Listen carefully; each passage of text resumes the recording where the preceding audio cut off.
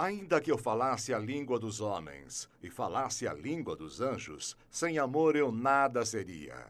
Trecho da música Monte Castelo de Renato Russo, adaptado de 1 Coríntios 13 e Soneto 11 de Luís de Camões. Capítulo 2. Anjos entre nós. Só vós sois Deus. Vós criastes o céu dos céus e todos os seus ornatos, a terra e tudo o que sobre ela existe, os mares e tudo o que encerram. Vós a todos dais vida, e o ornamento do céu vos adora. Neemias 9:6. Anjos entre nós. Um corpo celeste, dotado de extremo controle sobre a matéria e a energia, entrou em contato com o homem dos tempos bíblicos. Vindos do alto, esses seres supervisionaram, guiaram e modificaram a humanidade. Em um constante trânsito, subiam e desciam aos céus, maravilhando e impondo respeito aos moradores da terra. Esses seres maravilhosos foram chamados anjos por profetas e escritores de então. Também disse Deus: façamos o homem à nossa imagem, conforme a nossa semelhança. Tenha ele domínio sobre os peixes do mar, sobre as aves dos céus, sobre os animais domésticos, sobre toda a terra e sobre todos os répteis que rastejam pela terra. Criou Deus, pois, o homem à sua imagem, a imagem de Deus o criou, o homem e mulher os criou. Gênesis 1, 26, 27. Observe com atenção o uso do plural. Façamos nossa semelhança. Deus, o Senhor, está rodeado de emissários. Não está sozinho. Na Torá judaica, onde se encontram os 5 livros iniciais do Antigo Testamento, o termo que se refere ao Criador, Elohim, em hebraico, citado pela primeira vez no Bereshit, Gênesis, funciona dentro da gramática dos hebreus, ora como singular, ora como plural. No instante da criação do homem, Deus faz referência a um conjunto de semelhantes seus. Isso acontece porque, para fazer funcionar a engrenagem dos universos, o Senhor, Criador, detém uma verdadeira armada de anjos, indivíduos sob seu comando. O termo armada pode parecer um pouco pesado, mas cabe perfeitamente. As criaturas celestiais dão ordens e aviso a alguns humanos escolhidos, aniquilam outros tantos, andam munidos de espada, chegam do alto e para lá retornam. Nos céus estabeleceu o Senhor o seu trono, e o seu reino domina sobre tudo. Bendizei ao Senhor todos os seus anjos, valorosos em poder, que executais as suas ordens, e lhe obedeceis a palavra. Bendizei ao Senhor todos os seus exércitos, vós, ministros seus, que fazeis a sua vontade. Salmos 103, 19 e 21. Quando Adão e Eva foram flagrados comendo do fruto da árvore proibida, a árvore do conhecimento do bem e do mal nos jardins do Éden, sofreram a condenação. Não deveriam saber das coisas cósmicas. Novamente, o plural. Fez o Senhor Deus vestimenta de peles para Adão e sua mulher, e os vestiu. Então disse o Senhor Deus: eis que o homem se tornou como um de nós, conhecedor do bem e do mal. Assim, para que não estenda a mão e tome também da árvore da vida e coma e viva eternamente, o Senhor Deus, por isso, o lançou fora do jardim do Éden, a fim de lavrar a terra de que fora tomado.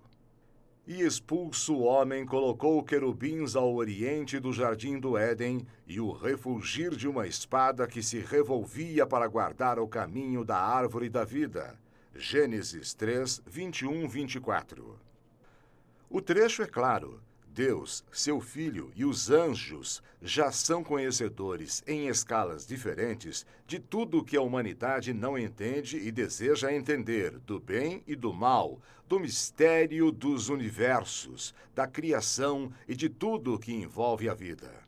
Quando Adão, inadvertidamente, experimentou da sabedoria elevada, foi chamado pelo Senhor de um de nós, e imediatamente punido, retirado do paraíso. perdeu a imortalidade.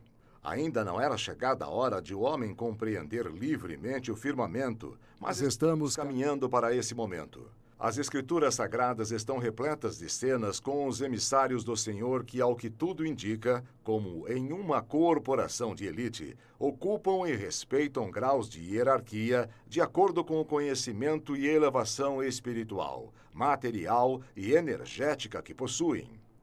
Nessa hierarquia há um desenvolvimento, uma evolução pessoal de cada ente, como na passagem de um cargo menor para outro mais alto. Pois nele foram criadas todas as coisas, nos céus e sobre a terra, as visíveis e as invisíveis, sejam tronos, sejam soberanias, quer principados, quer potestades. Tudo foi criado por meio dele e para ele. Ele é antes de todas as coisas, nele tudo subsiste. Colossenses 1, 16, 17. Em tempos medievais regados de misticismo e classificações da luz e das trevas, Tomás de Aquino, teólogo e dominicano do século XIII, concebeu distinção hierárquica para os representantes do divino. Na Suma Teológica, identifica 3 ordens de anjos ou mensageiros. A primeira é composta pelos seres mais próximos de Deus, que recebem ordens diretas do Senhor, dominando vasto conhecimento.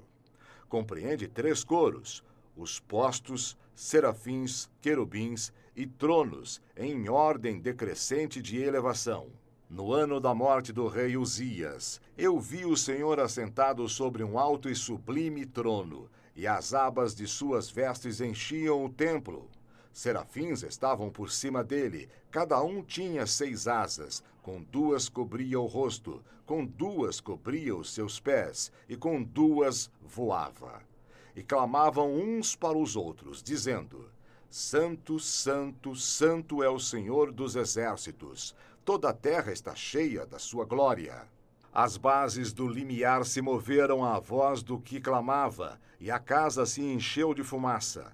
Então disse eu: ai de mim, estou perdido, porque sou homem de lábios impuros. Habito no meio de um povo de impuros lábios, e os meus olhos viram o Rei, o Senhor dos exércitos. Isaías 6, 1, 5.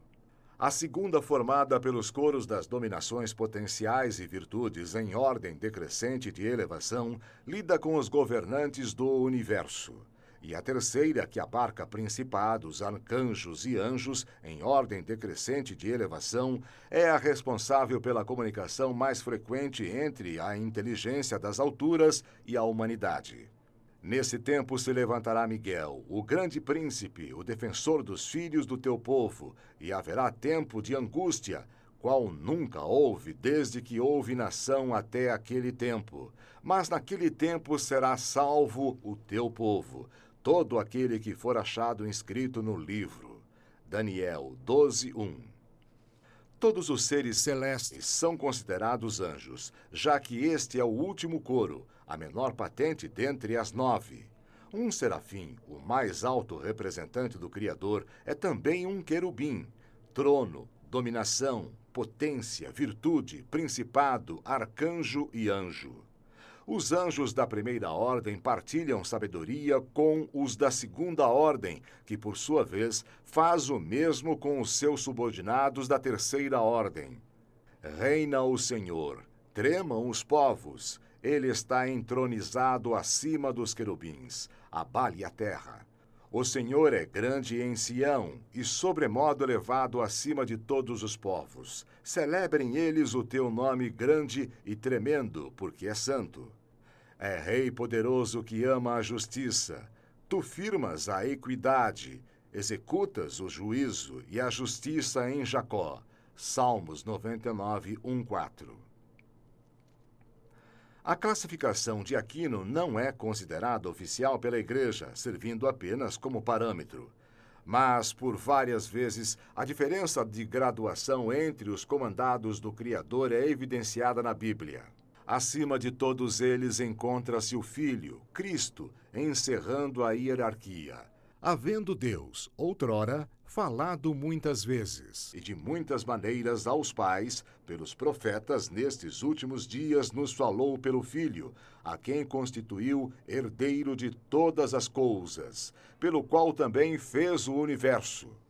Ele que é o resplendor da glória e a expressão exata do seu ser, sustentando todas as coisas pela palavra do seu poder, depois de ter feito a purificação dos pecados, assentou-se à direita da majestade nas alturas, tendo se tornado tão superior aos anjos, quanto herdou mais excelente nome do que eles. Pois a qual dos anjos disse jamais: Tu és meu filho, eu hoje te gerei? E outra vez: Eu lhe serei pai, e ele me será filho. E novamente, ao introduzir o primogênito no mundo, diz: E todos os anjos de Deus o adorem. Hebreus 1:6. No inconsciente coletivo, o arquetipo do anjo foi sendo construído nas mais diversas regiões do planeta através de inúmeras gerações. Genericamente, criaturas celestiais que obedecem a um comando maior fizeram parte, por exemplo, da filosofia espiritual dos antigos persas, seguidores do zoroastrismo, dos etruscos, dos hindus, dos hebreus fiéis ao ensinamento da Torá, dos cristãos e dos islâmicos, descendentes do profeta Maomé. A humanidade ocidental, parcialmente mergulhada nas ideias do leste, foi capaz de criar uma extensa iconografia, onde os anjos são sempre indivíduos acima das querelas terrestres, etéreos, cheios de leveza espiritual e sabedoria enigmática. Prontos para auxiliar o homem, pairam no ar, sustentados por asas que nos remetem à fantasmagoria, que cerca a representação da figura angelical. Não raro aparecem personificados em corpos infantis, reforçando o ideário de pureza evocado na imagem da inocência infantil. O texto bíblico desfaz o ícone dos anjos.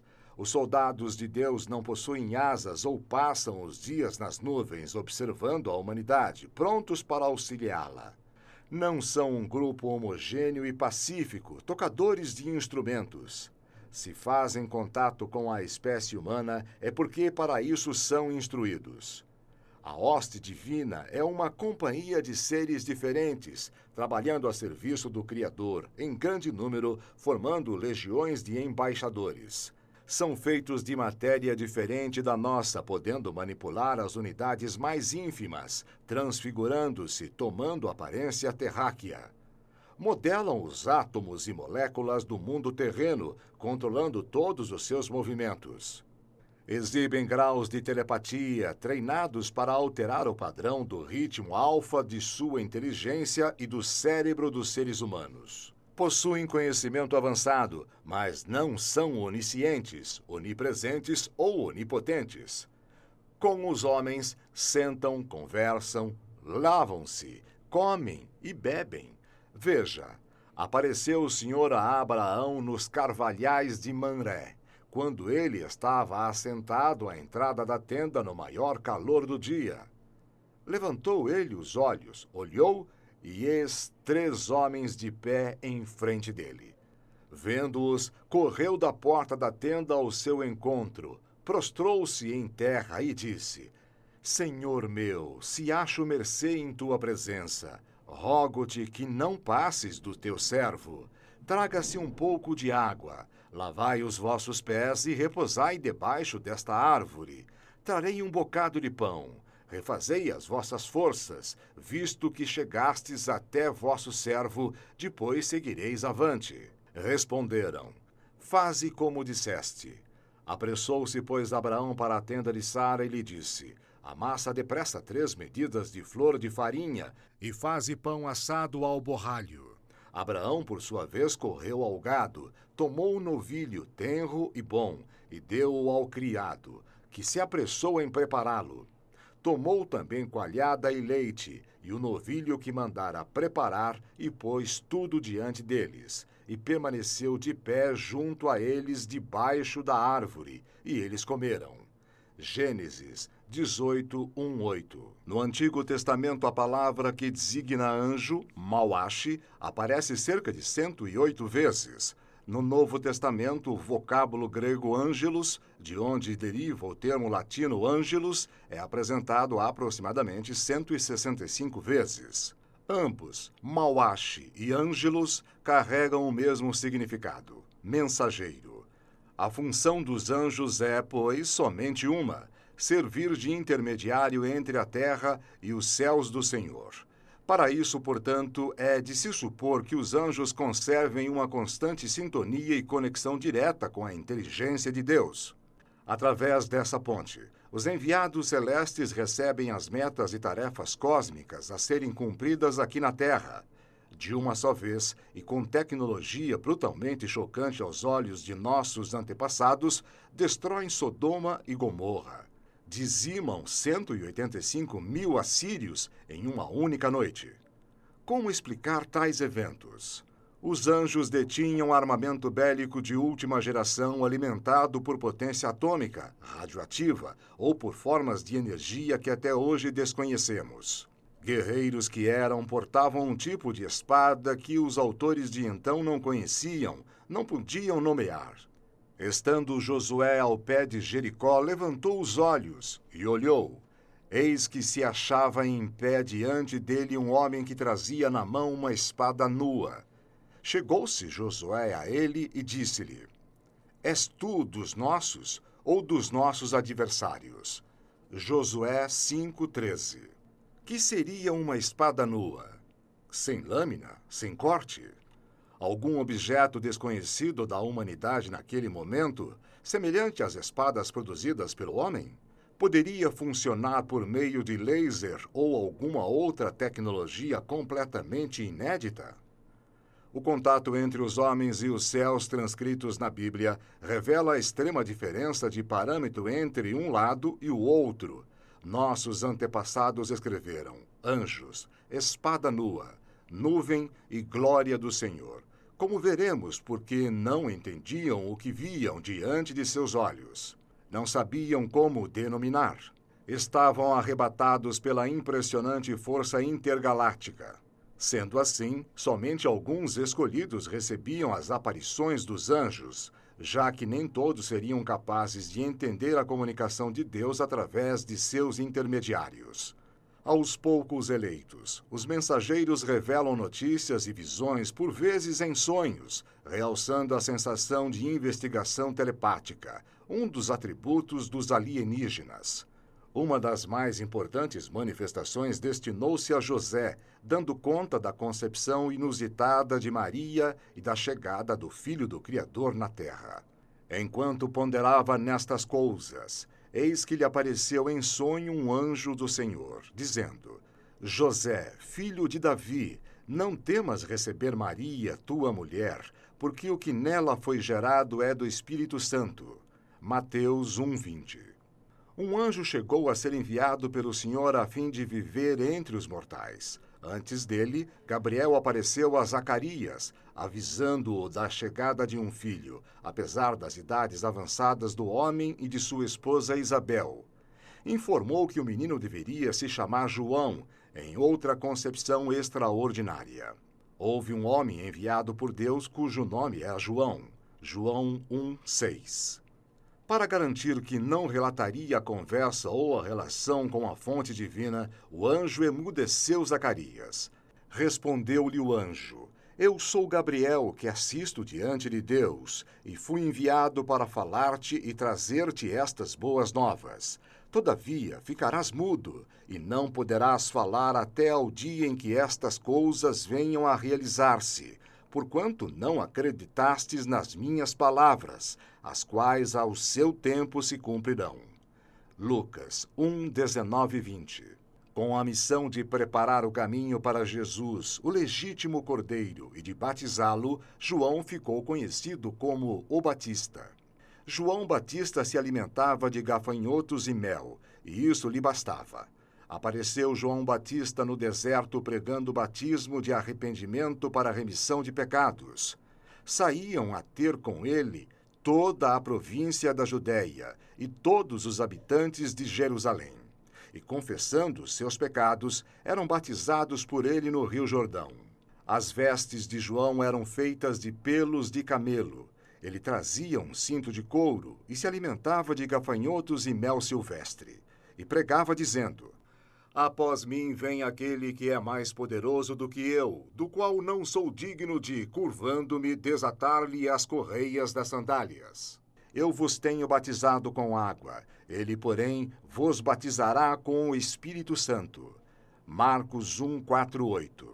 Podemos crer, por falta de registros, que a realeza celestial partiu, mas deixou a humanidade com uma promessa, a de que haveria retorno de Cristo e seu ministério, composto pela tropa angelical.